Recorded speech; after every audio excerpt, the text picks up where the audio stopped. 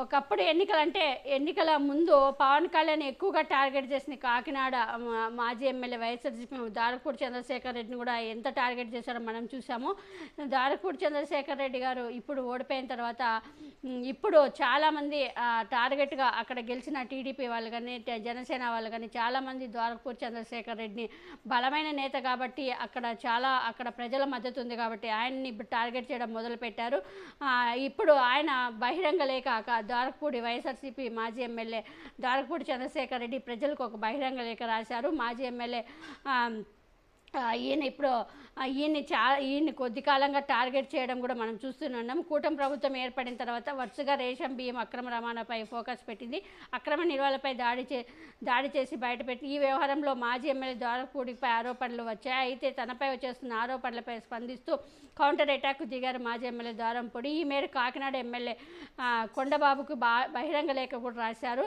గత వారం రోజులుగా ఎస్పీ కలెక్టర్కి దారంపూడిపై ఫిర్యాదు చేశారు ఎమ్మెల్యే కొండబాబు. అంతేకాదు ఆయన అవినీతిపై విచారణ చేయాలని కూడా సీఎం చంద్రబాబుకి కలవడానికి కూడా సిద్ధమయ్యారు. ఈ మొత్తం ఎపిసోడ్పై స్పందించారు దారకపూడి చంద్రశేఖర్ రెడ్డి.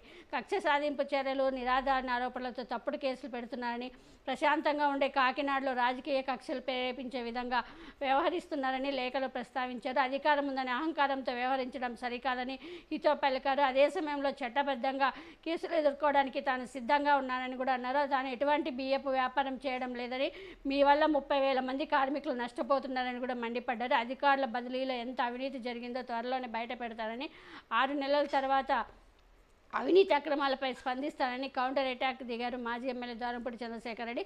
మొత్తంగా ఇప్పుడైతే కాకినాడ సిటీ ఎమ్మెల్యే వనపూడి కొండబాబుకి మాజీ ఎమ్మెల్యే వైఎస్ఆర్సీపీ నేత దారకపూడి చంద్రశేఖర్ రెడ్డి రాసిన లేఖ బహిరంగ లేఖ ఇప్పుడు చర్చగా మారింది. మరి దీనిపైన మరి ఎలా స్పందిస్తారో టీడీపీ జనసేన వాళ్ళు చూడాలి.